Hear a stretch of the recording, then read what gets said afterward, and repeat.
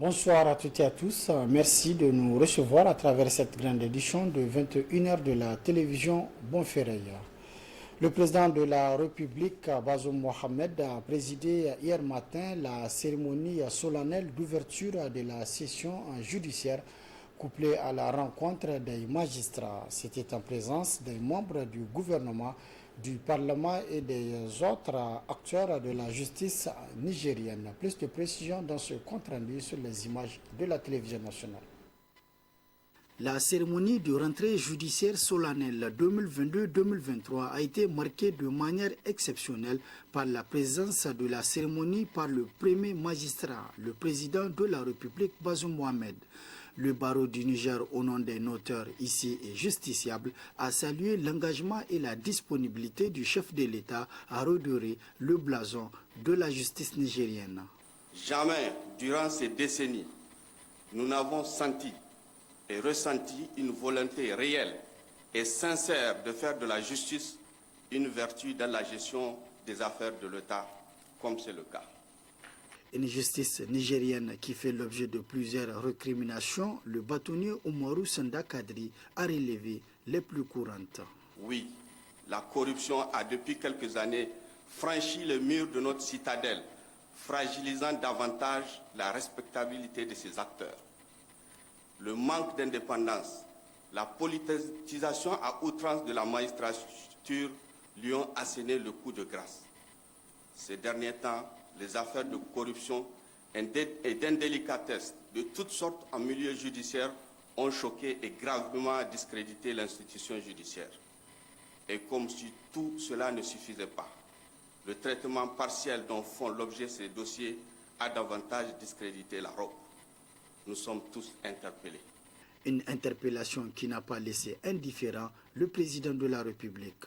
Le juge, je l'affirme vraiment et je le pense sincèrement, n'est pas au service du pouvoir qu'il a nommé, il est au service de la justice. J'ai entendu à cet égard les récriminations du bâtonnier. Je vous concède bien des choses que vous avez dites, mais je pense qu'il faut regarder la situation de plus près et peut-être nuancer certaines affirmations. Je vous assure qu'en président du Conseil supérieur de la magistrature, je ne prends presque aucune part à l'affectation des magistrats. C'est une affaire des magistrats. Et j'ai promis aux magistrats que nous allons changer le texte qui régit la composition du Conseil supérieur de la magistrature pour que nous en excluions les représentants du président de la République et les représentants de l'Assemblée nationale. Le texte est en voie d'adoption. Nous allons l'adopter. Pour que renaisse la confiance entre la justice et les justiciables, il est nécessaire que l'ensemble des acteurs politiques et judiciaires se départissent de certaines pratiques qui ne doivent plus avoir droit de citer dans une véritable démocratie. La délocalisation du Conseil supérieur de la magistrature, tenue depuis plusieurs années au sein du palais présidentiel, serait déjà un premier signal fort du président de la République dans ce sens. Sur initiative du ministère de l'Hydraulique et de l'Assainissement, s'est ouvert ce matin un atelier de validation du rapport provisoire du plan d'action national de gestion intégrée des ressources en eau. C'est donc le secrétaire général adjoint du ministère en charge de l'hydraulique qui a présidé la cérémonie d'ouverture de cet atelier. Youssouf Haidara et Mohamed Djouri pour le compte rendu. Valider le rapport provisoire de l'évaluation de la mise en œuvre du plan d'action national de gestion intégrée des ressources en eau PANGIR en abrégé, c'est l'objectif de cet atelier national qui regroupe les cadres du ministère de l'Hydraulique et de l'Assainissement. Ce rapport provisoire est la résultante d'une longue consultation, déclare le secrétaire général adjoint du ministère de l'Hydraulique et de l'Assainissement. L'atelier d'aujourd'hui constitue une étape importante dans le processus de l'opérationnalisation de l'approche gestion intégrée des ressources en eau GIR au niveau de certaines régions lancées depuis 2018.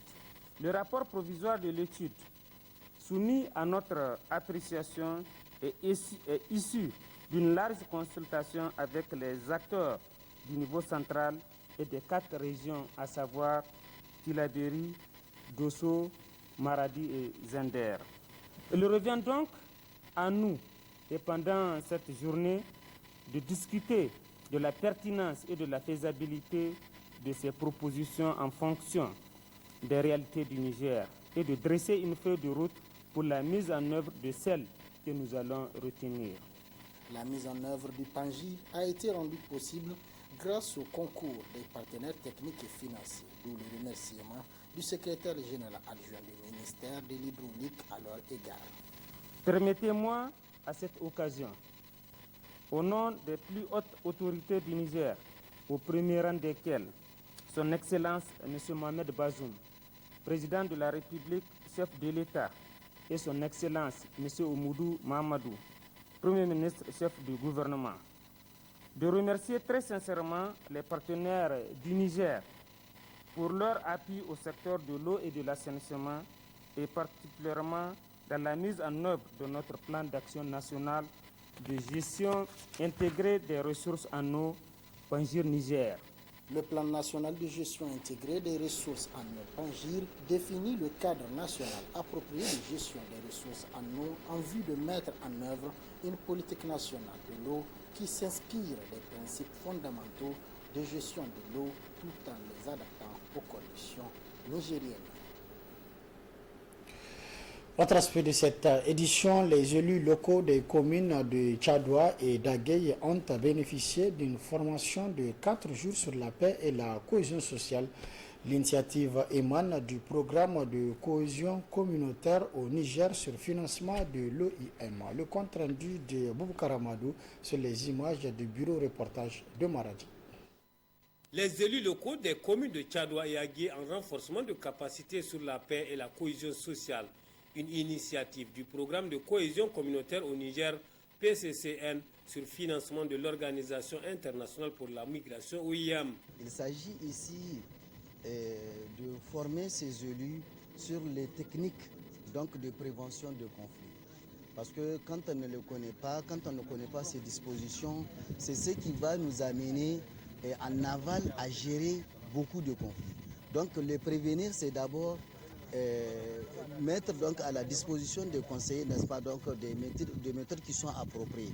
La première des choses, il s'agit d'abord de connaître les textes régissant ce pays, le Niger par exemple. Parce qu'on ne peut pas vivre dans un pays sans pour autant connaître les règles, les textes qui régissent ce pays.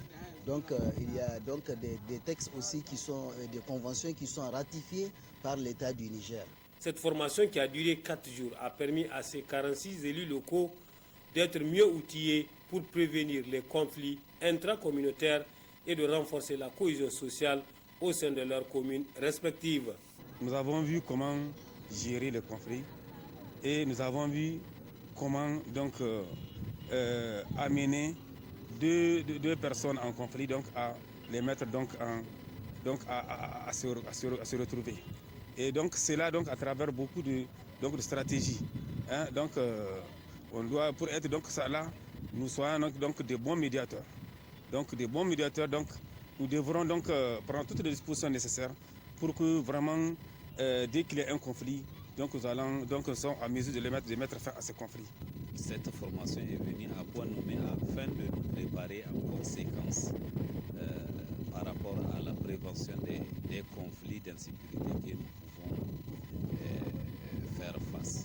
Avec cette formation, ce renforcement de capacité, ça va nous permettre quand même d'être des porte-parole de l'État en matière de gestion de sécurité dans nos communautés pour pouvoir amoindrir ou bien limiter la création.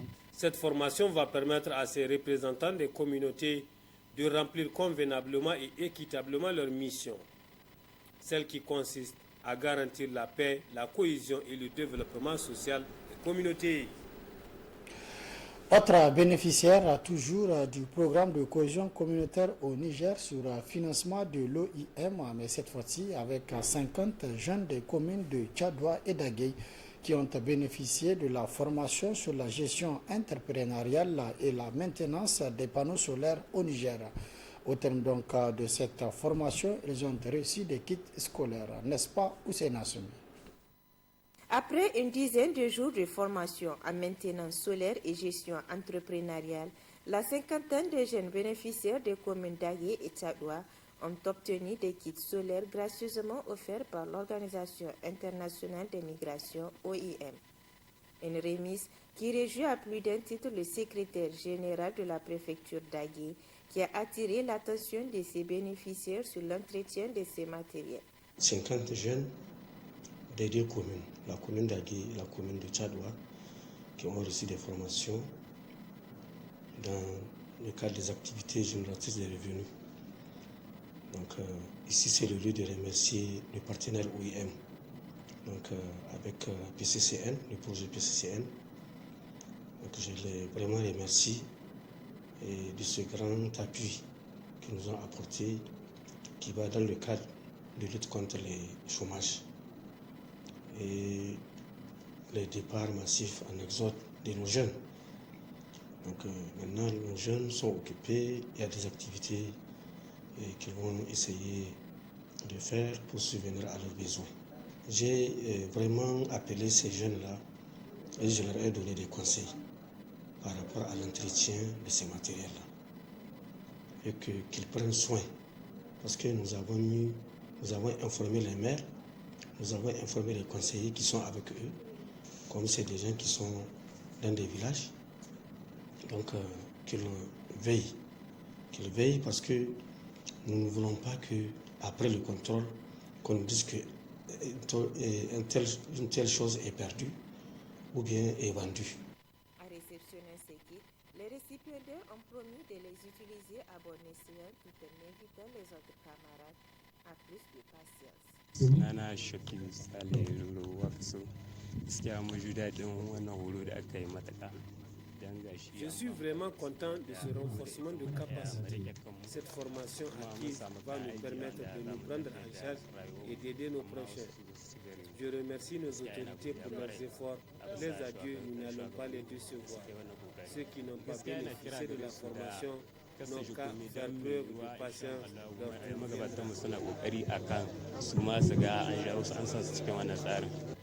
Formatar ɗin namu mun ji daɗin formation ɗin da ba mu kwarai. Nous remercions notre formateur et nous sommes satisfaits de la formation qu'il nous a dispensée. Je vais installer ces kits dans ma boutique et commencer à les utiliser. Nous sommes au nombre de 50, dont 30 d'Agué et 20 de Tchadoua. Da farko aka fara da mutum 30 'yan Age aka zo aka yi mutum 20 'yan Tchadoua. Par cet acte salutaire, l'OIM veut apporter sa pierre à l'édification du développement de l'éducation de ces jeunes, en leur permettant d'avoir leur propre activité génératrice de revenus, mais aussi en contribuant à leur maintien au pays.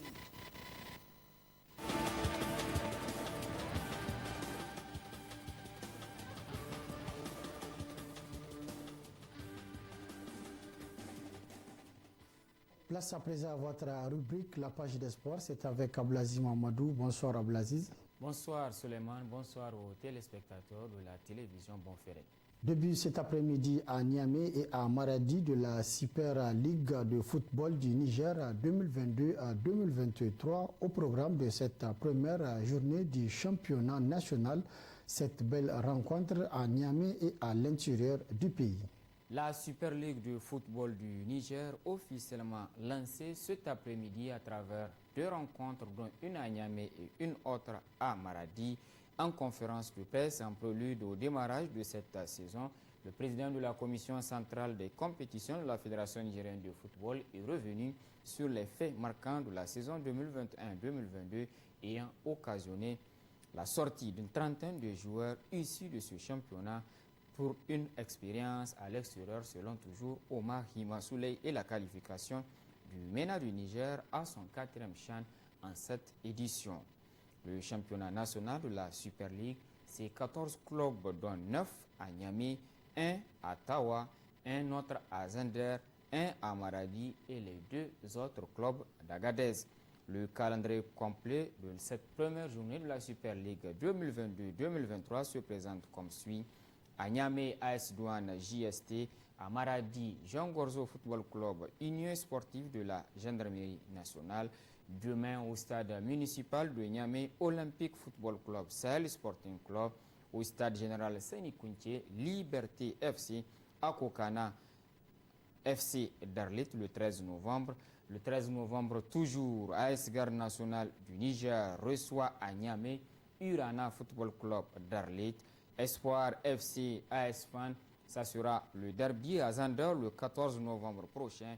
Et le champion national en titre, l'AS Nigelec, se déplace sur le terrain de l'AS Police pour cette première journée. En prélude justement à cette rencontre de la saison footballistique, l'AS Fan a, elle, lancé sa saison sportive le week-end dernier au camp Bagaji.